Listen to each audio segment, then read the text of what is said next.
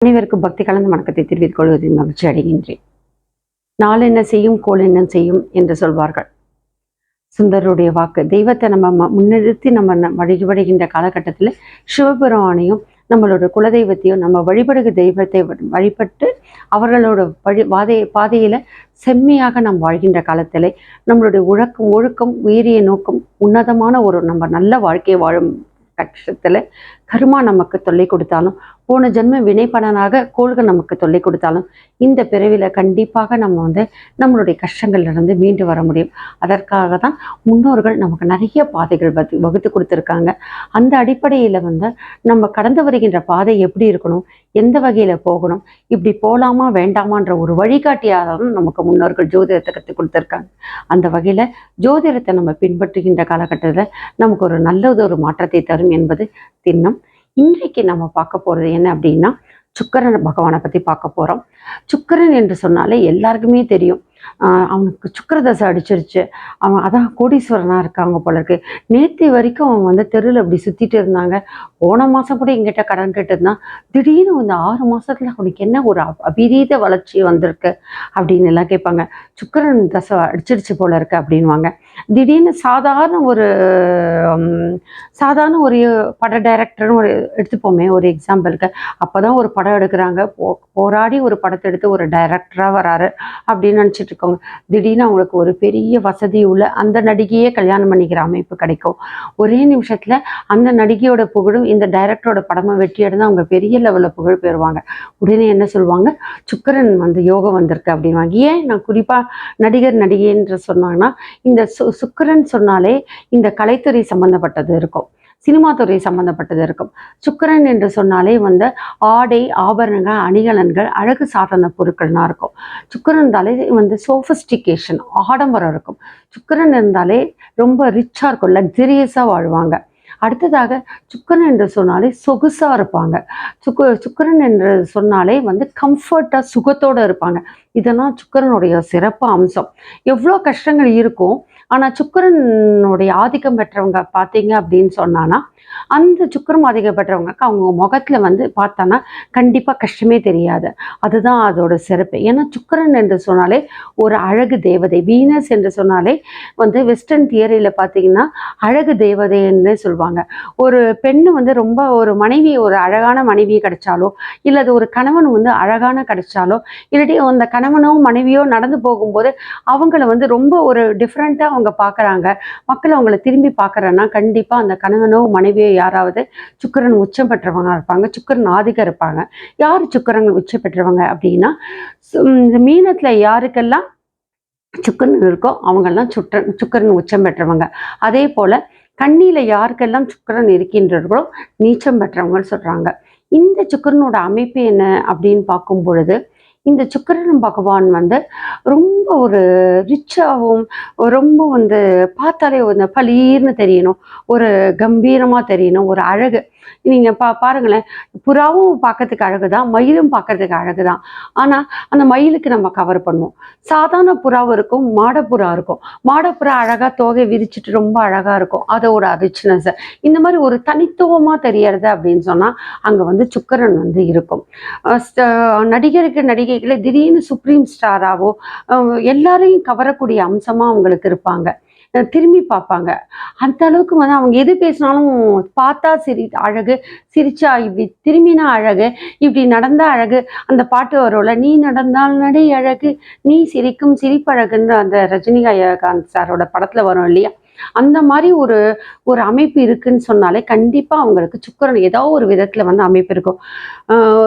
ஜனன ஜாதகத்தில் கூட சுக்கிரன் சரியில்லைன்ற போதும் கோச்சார ரீதியில் அவங்களுக்கு அந்த நேரத்தில் சுக்கிரனோட அமைப்பு இருக்கும்போது கூட சடனாக திடீர்னு லாட்ரி சில அதிர்ஷ்டங்கள் எல்லாம் சுக்கிரன் கொடுப்பாங்க. பெரும்பாலுமே பார்த்தீங்க அப்படின்னு சொன்னான்னா அழகு சாதன பொருட்கள், அழகு சாதனை விற்பனை மையங்கள், அதே போல் பெரிய பியூட்டி பார்லே ரொம்ப ரிச்சாக வச்சுருக்கிறது, அதே மாதிரி சினிமா துறை, கலைத்துறை, இந்த மாதிரி சம்மந்தப்பட்டவங்க. அதே மாதிரி கம்ப்யூட்டரில் நார்மலாக ஜெராக்ஸ் மிஷின் கடையில் உட்காந்துட்டு டைப் அடிச்சுட்டு அந்த மாதிரி பிரிண்ட் அவுட் எடுத்து கொடுக்கறத காட்டிலும் சோஃபிஸ்டிகேட்டடாக பெரிய ஐடி கம்பெனியில் வந்து ரொம்ப ஜாலியாக சொகுசாக ஏசி ரூமில் உட்காந்துட்டு இருக்கின்ற அமைப்பு, இதெல்லாம் வந்து சுக்கிரனோட அமைப்பு தான். அதனால தான் அவனுக்கு பெரிய சுக்கிரன் யோகம்டா, சுக்கிரன் உச்சம் போல இருக்க அப்படின்னு சொல்லிட்டு சொல்லுவாங்க. சுக்கிரன் உச்சம் வந்து எல்லாருக்குமே வந்து பலனை கொடுக்குமா? சுக்கிரன் உச்சம் இருக்கவங்களுக்கெல்லாம் சுக்கிர தசை கொடுக்குமான்றது ஒரு கேள்விக்குறி இருக்கு. நிறைய பேருக்கு சுக்கிரன் உச்சமாக இருக்கும். ஆனா அவங்களோட வாழ்க்கையில வந்து சுக்கிர வரத்துக்கு வரவே வந்திருக்காது. ஏனென்றால் அவங்க வாழ்க்கையில வந்து அந்த மாதிரி ஒரு அமைப்பு இருக்கும். நட்சத்திரத்தை அடிப்படையில தான் தசாபுக்தி வரும். அப்போது ஒவ்வொரு தசாபுக்தியும் கடந்து வரும்போது கிட்டத்தட்ட 120 வருஷம் வந்து ஒரு தசாபுக்தியில நம்ம அவ்வளவு தூரம் வராது. ரொம்ப பெரும்பான்மையாளர்களுக்கு வந்து பார்த்தீங்க அப்படின்னா சுக்கிரன் உச்சமா இருந்தா கூட அவங்களுக்கு சுக்கிர திசையே வராது. அப்படி இருந்தாலும் அவங்களுடைய வாழ்க்கையில வந்து கஷ்ட நஷ்டங்கள் இருந்தாலும் அவங்க வந்து அழகா மீண்டு மீண்டு வருவாங்க. எப்படின்னா நிறைய கடல் அடையில வந்து அந்த போட்டு வந்து அந்த கடலுக்கு மேலே ஏறி ஏறி ஏறி ஒவ்வொரு அலைக்கும் மேலே ஏறும் இறங்கும் ஏறி இறங்கும் அப்படின்ற மாதிரி அவங்களோட வாழ்க்கையில இருக்கும். ஆனா அதுல வந்து ஒரு கம்ஃபர்ட்டும் பார்க்கலாம். கஷ்டத்துலேயும் அவங்களுக்கு ஏதோ ஒரு விதத்துல ஒரு அமைப்புல வந்து வெளியில வருவாங்க. ஆனாலும் சில விஷயம் கஷ்டப்படுறாங்க அப்படின்னா அந்த நேரத்தை ஏழநாட்டு சனீஸ்வரர் வந்தாலோ அந்த நேரத்துல வந்து அஷ்டமத்து குரு அந்த மாதிரினா வரும்போது 6ல குரு, அஷ்டமத்து குரு, 8ல சனீஸ்வர பகவான் வருகின்ற காலகட்டத்திலன்னா கூட இந்த மாதிரி சிறு சிறு பிரச்சனைகள் வரும். ஆனா சுக்கிரன் நல்லா இருக்கவங்களுக்கு சனீஸ்வர பகவான் கூட அந்த அளவுக்கு பிரச்சனை கொடுக்க மாட்டாங்க. அந்த கௌரவம் வந்து வெளியில வந்து அவங்க விட்டு போகாது. ஏனென்று சொன்னால் இந்த பெரும்பாலும் சுக்கிரனுடைய ஆதிக்கக்கூடிய ராசின்னு பார்த்தீங்கன்னா ரிஷபம், துலாம். அந்த ரிஷபம், துலாம் வந்து கஷ்டப்படுவாங்க. ஆனா வெளிப்பார்வைக்கு அந்த கஷ்டம் வந்து ரொம்ப வெளியிலேயே தெரியாது. அதை வந்து மேம்போக்கா இருக்கிற மாதிரி தான் அவங்க வரும். அந்த அளவுக்கு ஏதோ ஒரு விதத்துல ஒரு இலைமறைவு காய்மறைவா அவங்களுக்கு ஒரு அமைப்பு வரும். அதுதான் சுக்கிரனுடைய இந்த ஒரு ஆதிக்க அமைப்பு. இந்த ரிஷப லக்னக்கும் துலா லக்ன ராசிக்காரர்களுக்கும் ரிஷப லக்னம் துலா லக்னமா இருந்தாலும் ரிஷப ராசி துலா ராசிக்காரர்கள் சேர்ந்தவங்களாக இருந்தாலும் சரி, சனீஸ்வர பகவான் அவர்களுக்கு வந்து யோகத்தை தருவீர்கள், யோகக்காரர்கள். அதால சனீஸ்வர பகவான் அவருக்கு வந்து நல்ல விஷயங்கள் தான் தருவாங்க. குறிப்பா பார்த்தீங்கன்னா ரிஷப ராசிக்காரர்கள் ரிஷப லக்னத்துக்காரங்களுக்குன்னா பாக்யாதிபதி அதே தொழில் ஸ்தானாதிபதி கண்டிப்பாக அவங்களுக்குன்னா பெரும்பாலும் சனீஸ்வர பகவான் காலகட்டமா ரொம்ப ஒரு சுக்கிரன் கூடிய அந்த தசா பக்தி அமைப்பு ஒரு சுய ஜாதகத்துல அதாவது ஜனன ஜாதகத்துல வந்து அந்த சனீஸ்வர பகவான் இன்னும் நல்ல பொசிஷன்ல இருந்து அந்த சனீஸ்வர பகவான் சுக்கிரனோட இணைவை பெற்று அந்த சனீஸ்வர பகவான் சுக்கிரன் உச்சமா இருந்து இணைவை பெற்று இந்த மாதிரி ஒரு இணைவில் இந்த காம்பினேஷன்ல வரும்போதெல்லாம் எவ்வளோ கஷ்டங்கள் இருந்தாலும் சரி அவங்க அழகா மீண்டு வந்துடுவாங்க. இதுதான் சுக்கிரனுடைய அம்சம்.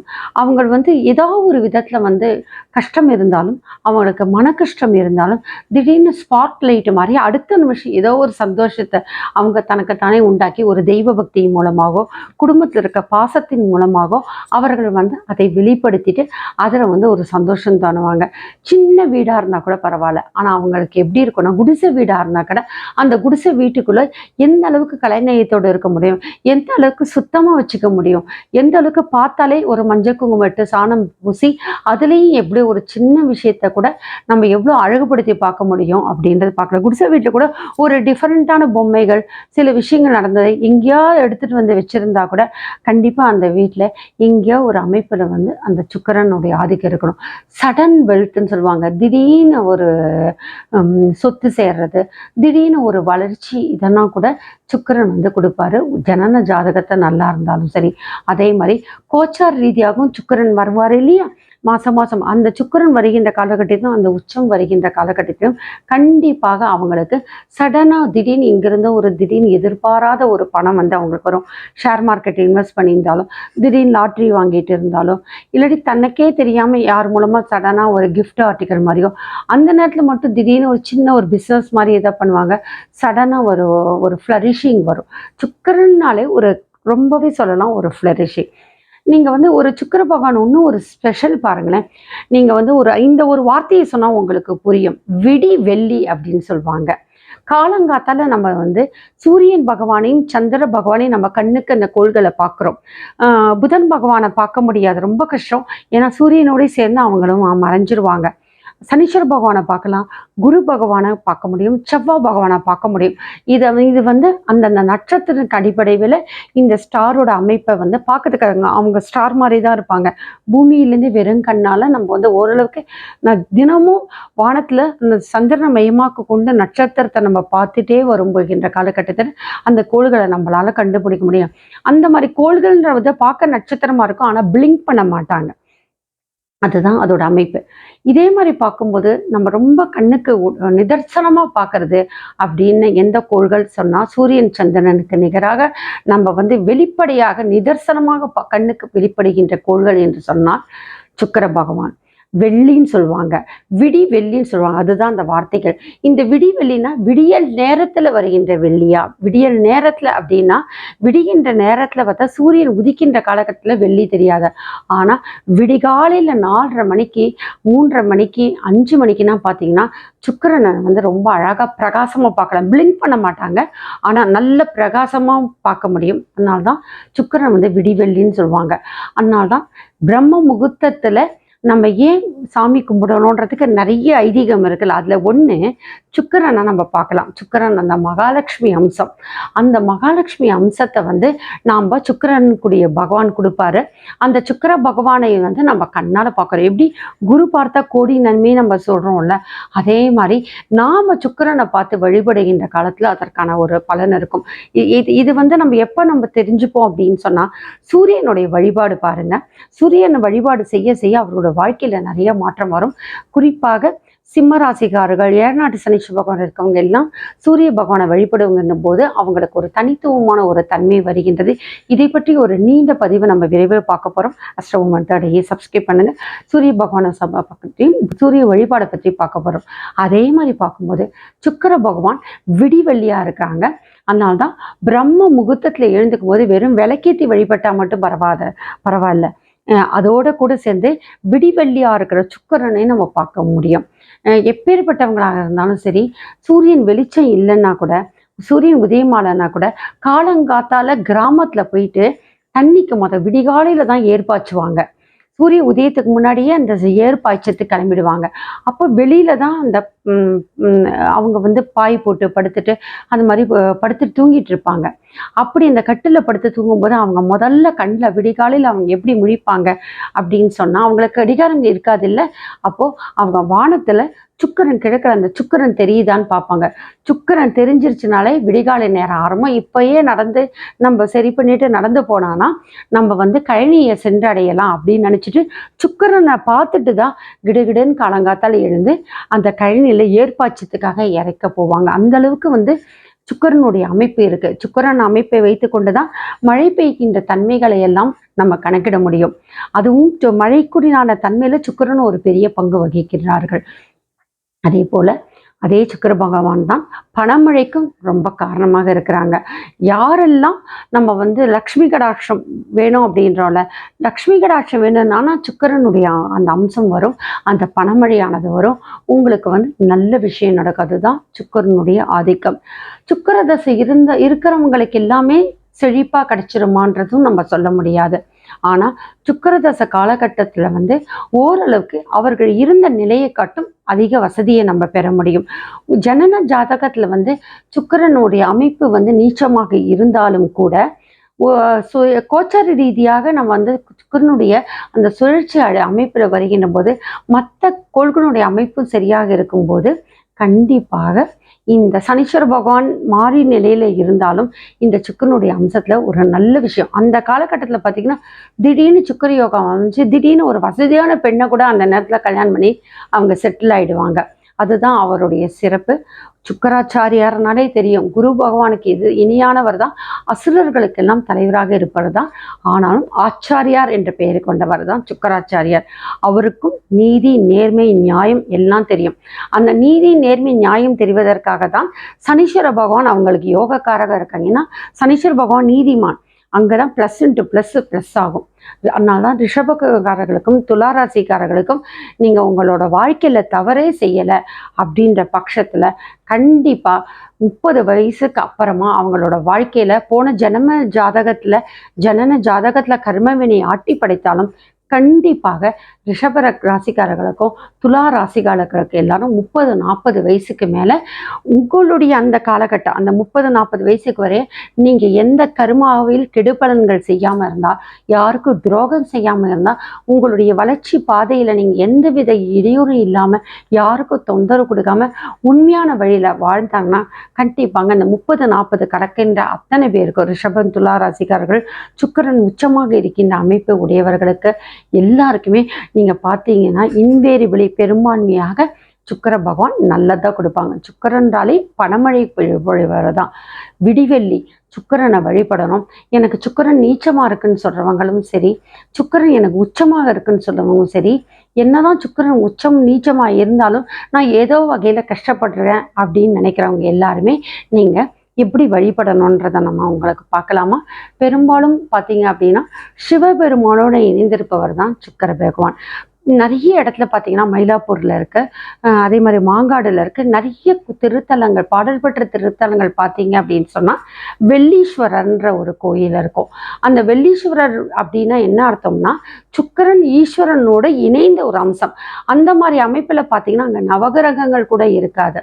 சுக்கிர பகவான்னா சுக்கிரன் சிவன். நம்ம வெள்ளீஸ்வரர் கோயில்னு போயிட்டு தேடுவோம்.